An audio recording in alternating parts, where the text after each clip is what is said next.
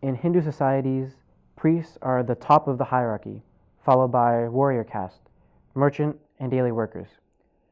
At the bottom of the social ladder is the last group, people who are not, in a sense, even part of the system. Historically called untouchables, they are today known as Dalits and are often consigned to the lowest rung for life. But not all. The journey of one Dalit woman from child bride to successful multimillionaire, coming up on Unraveling India.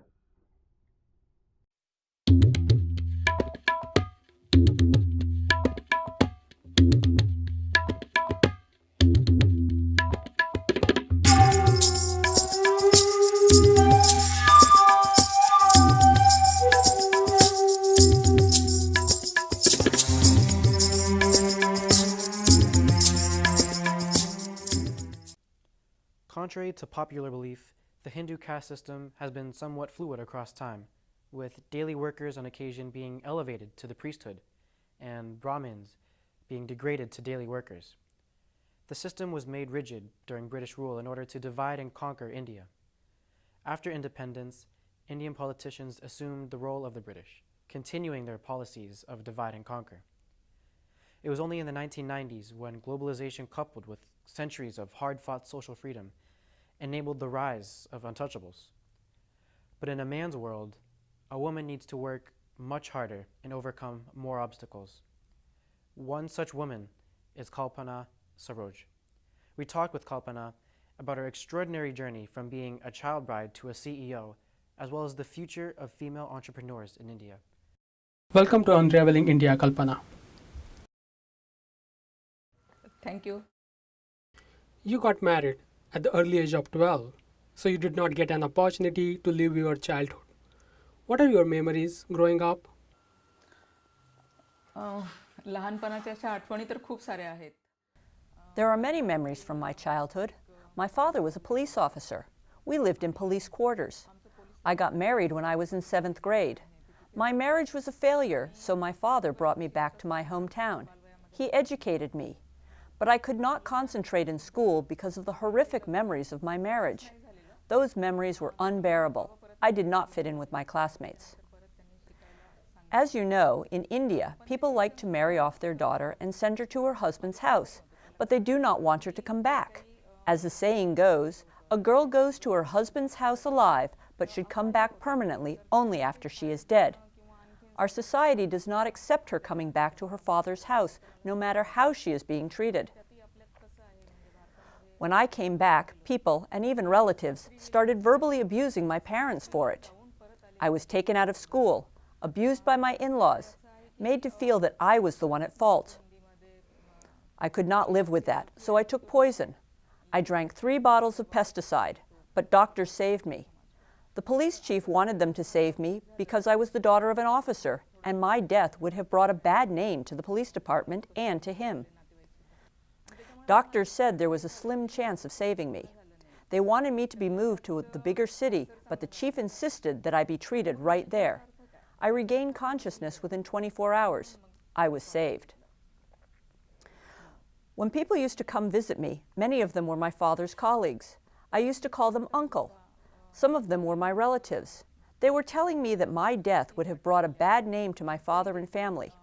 If I had died, people would have thought I did something immoral or wrong. That's why I took poison. These words stung me like a bee. They were not concerned about my suffering and pain.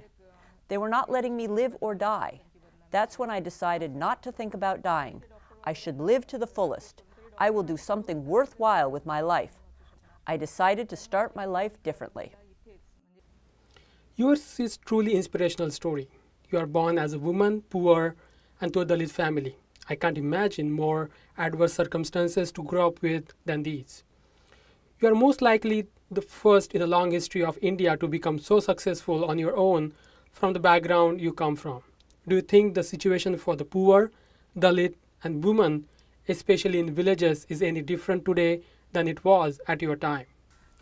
Yes, the situation is definitely better today. The path shown to us by Dr. Ambedkar has led many of the lowest castes to achieve success. Today, more than 60% are educated. Many Dalits are in higher positions in government offices.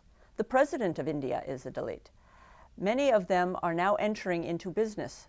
Dalit Indian Chamber of Commerce and Industry, founded by Milind Kamble, is playing a big role. More than 5,000 Dalit businesses are associated with it. So the situation has become better and people are more aware of their rights. Dr. Ambedkar was an inspiration not only for Dalits, but for everyone. I recently read all of his books. Dr. Ambedkar gave the message of learn, come together, and fight for your rights. Your father brought you back from your husband's house. He put you back in school. Was he inspired by Dr. Ambedkar? Yes, my father was kind of a revolutionary. He was very inspired by the thoughts of Dr. Ambedkar. That was the reason he brought me back. Otherwise, once a girl goes to her husband's house, her family does not care what happens to her. They think their responsibility ends once the girl is married off. It is said that everyone must suffer for a while. In my mother and grandmother's time, life was even harder for women.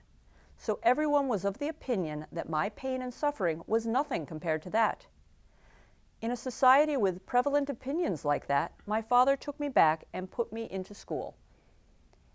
If it wasn't for the teachings of Dr. Ambedkar, my father would not have done that. What was your mindset when you decided to move on your own to Mumbai, buy a sewing machine and start a new life?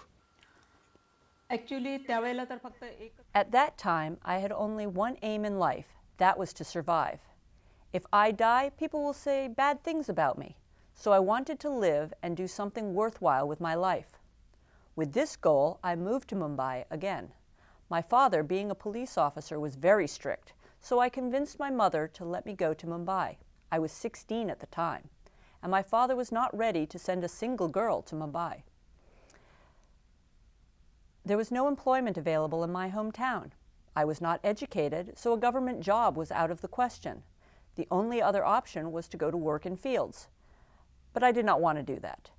So the only option left was going to a big city like Mumbai. There are many mills and companies in Mumbai. I wanted to get a job in one of those companies, support myself, and prove my worth to the world. That was my goal in life. It was very difficult the first few days in Mumbai. There was only one road in my hometown, but Mumbai was like a jungle. Big roads, high buildings. It was scary being on my own in such a big city. I was worried that I might be kidnapped or something bad would happen to me. I was scared, but I kept telling myself that I wanted to succeed in life. I learned how to sew when I was in my hometown, so I got a job in a small hosiery company. I was getting 3 cents a day. I was very good at sewing, but when I did my job for the first time, I was scared to death. My hands and legs froze. My supervisor gave me work to do, but I could not do it despite being good at sewing. The supervisor told me to leave. He said I claimed to be good at sewing, but did not know how to do it. I begged him. I am from a small village and I need to work. Then he gave me a job cutting threads. I was cutting threads after the cloth was made. I was getting paid $1 per month. This is how I started my life in Mumbai. When I went from my small town to Pune and Mumbai, people used to ask me my last name so they could identify my caste. Or sometimes they tried to guess my caste from the color of my skin. Indian caste system is the major roadblock to progress in India. Dr. Ambedkar wrote a book called Annihilation of Caste to explain the evils of Indian caste system and the benefits of getting rid of it. What were your experiences with Indian caste system and caste discrimination?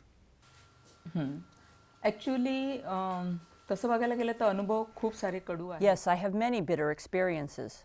I would like to share a couple of them. I bought a piece of land in 1999. I wanted to build a building there. It was a disputed land, but I sorted it out through the court. Even the construction plan was okayed by the city. Powerful upper caste men dominated the construction business in India.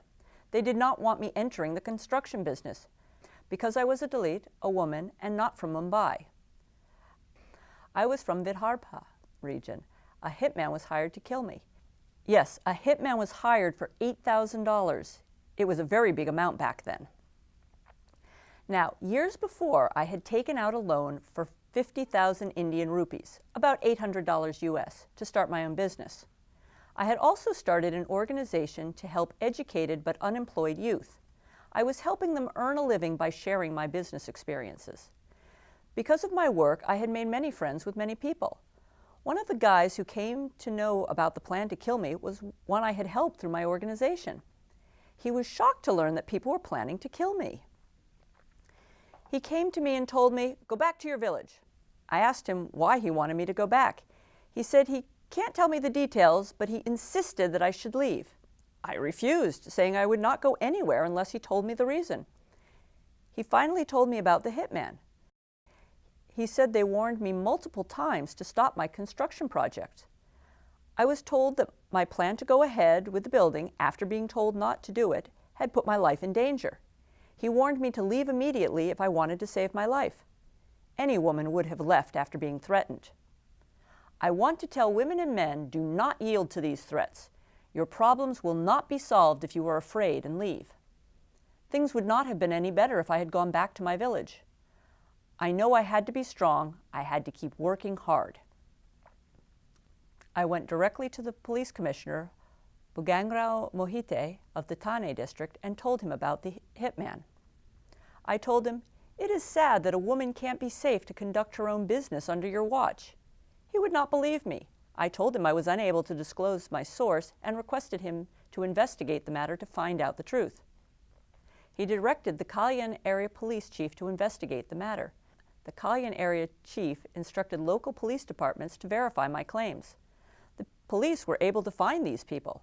The police took the necessary action. The police told me to get protection for myself because there was a danger in the construction business. He said, "You are lucky this time that you came to know about these people. What if the next time you do not know about it?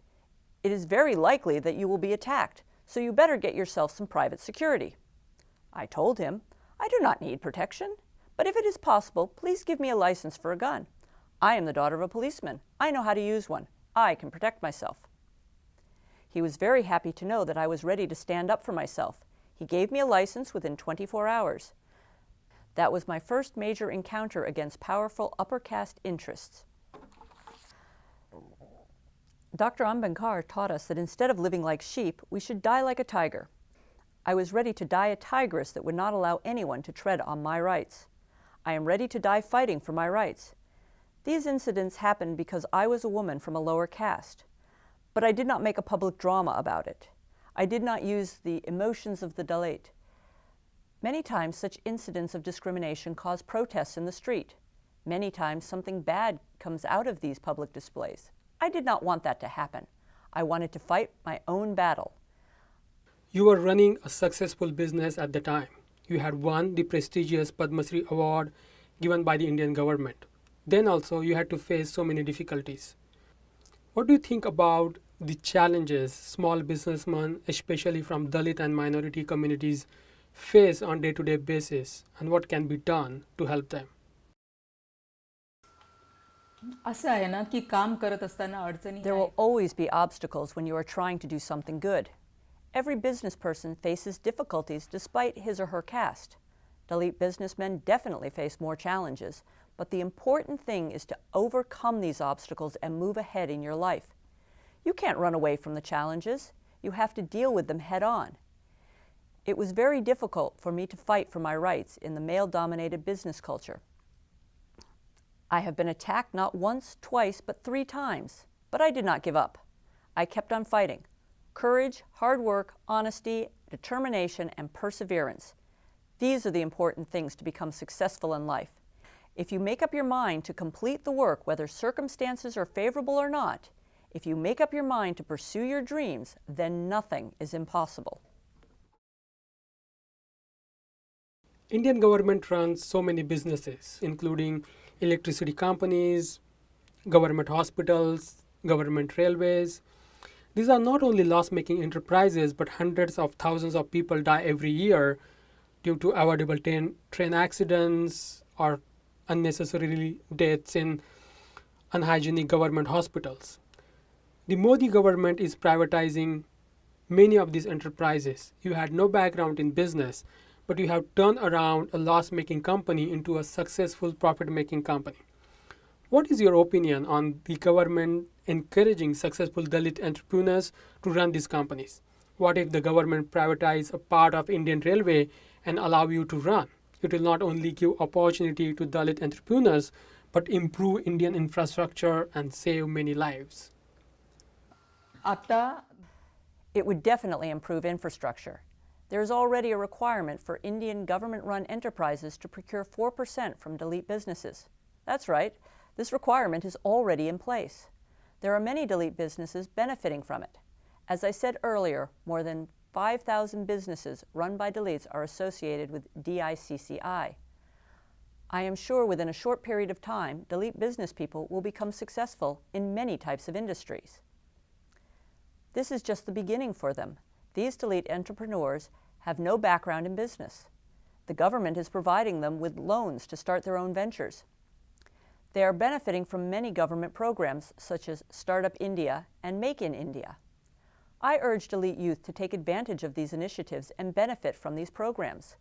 They should select a career according to their interests and potential. We must overcome negative thoughts like, I will not be able to do this, and this is not for me. We need to think positive. We must understand our potential. When you walk on the principles of Dr. Ambedkar, then no one can stop you. No one would dare stop you. Do not think yourself of anything less than others. Do not start with saying, my caste will be a roadblock. Do not say, the other person will not let me do it because of my caste. Don't say, I'm not capable of doing it. If you look down upon yourself, you will never be able to make progress in life. Take the first step. My aunt's story is very similar to your life story.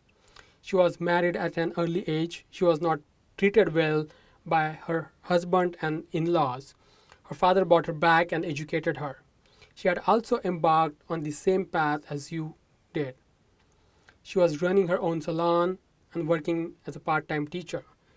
But she had an accident in Nasik. She laid there on a busy street, waiting for someone to take her to the hospital.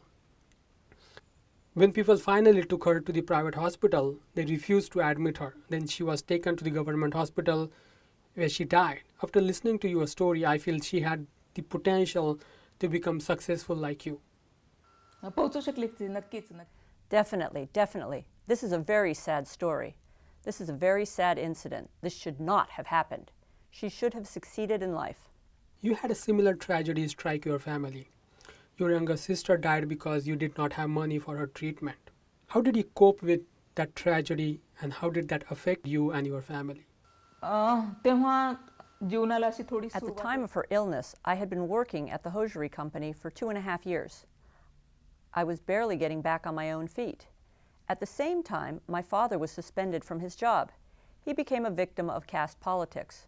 My father did not have his own home. My grandfather did not own any property either. He used to work on farms and provide for his family. But despite these difficulties, he educated my father till 7th grade. After that, my father got a job in the police. He was living in government-provided housing. When he was suspended from his job, he no longer had a place to live. So I asked him, my mother, brother, and sister to live with me in Mumbai. I had saved some money.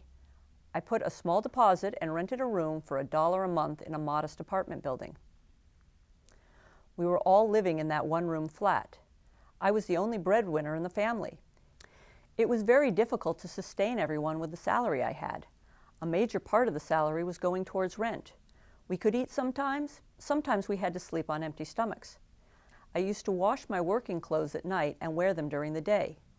As if the situation wasn't bad enough, my sister took ill. When she fell sick, we did not have money to treat her. She was pleading with me, "Sister, please save my life." She knew I was the only person that could have done something to help her. She told me that she did not want to die. She was just 18 and only a year younger than me. That was a very difficult and terrible time for us. She was dying in front of me, but I could do nothing. Before her illness, I was very happy that I had a job, that I could support myself, that I was not dependent on anyone. I was working hard, but happy that I could at least eat once a day. But she died because we did not have the money for her treatment. I understood the value and importance of money. What would I do if, God forbid, anything happened to the rest of my family? I would not be able to help my father, my mother, or my brothers if I had no money. Then I was determined to make money. But how to make more money was the biggest question. Where do I start? How do I get capital to make money? It was very difficult to get my first break. I did not have a 10th grade education, so I could not secure a bigger loan. I got an $800 loan through Mahatma Jyotiba Phule government program to start my own business. This is how I got going. You told me that your father got a job in police, so I believe he must have benefited from a reservation system which is similar to affirmative action in the US. Many raise questions from time to time that there is no need for reservation for Dalit any longer. What is your opinion about it? माझं असं मत आहे की In my आरक्षण opinion, hey affirmative action programs are necessary. It is necessary for many people who are living in villages, poor, and haven't got any opportunity. They will not be able to succeed without affirmative action. But people like me who have broken those chains of poverty and caste should not ask for any favors. It is wrong. I educated both my children, my daughter and son, who is a pilot, without taking benefits of affirmative action. I do not want them to get any benefits through affirmative action. I also never took benefits from affirmative action. I am against people who are well off taking benefits of affirmative action for their children. Those who have high-paying jobs in government should not take affirmative action benefits for their children because there are limited benefits available through these programs. We should let poor Dalits take these benefits. Let them move ahead in life. Let them succeed in life. You mentioned that after your sister's death, you understood the importance of money. So what do you think needs to be done to create more wealth, especially by encouraging women entrepreneurs? हो ना नक्कीच महिलांनी पुढे आलं पाहिजे आणि Yes, महिला women already should पुढे definitely make progress, and they are making progress. In olden times, a woman's social status was not very high. She was no better than an animal in captivity. Dr. Ambedkar, as the first law minister of India, introduced the Hindu Code Bill. He gave women equal status with men, so a woman could become prime minister, a president, and a pilot. For those who are struggling to find support and make progress, we are working for women through the Dalit Indian Chamber of Commerce and Industry.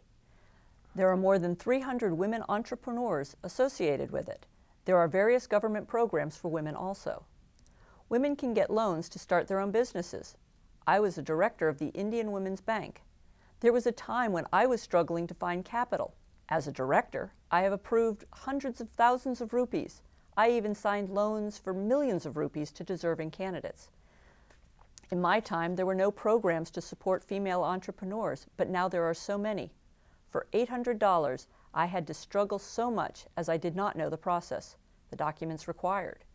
I want to read you a poem about it. Why are you running after success? Why are you running after success?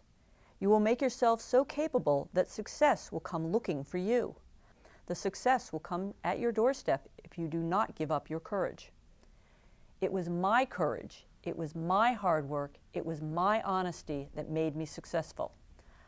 I want to appeal to all women to come forward. If I can become successful, any woman can. Dr. Ambedkar did not see any hopes for Dalits in Indian Hindu society. That's the reason he, along with so many Dalits, converted from Hinduism to Buddhism. So what role does Buddhism plays in your life?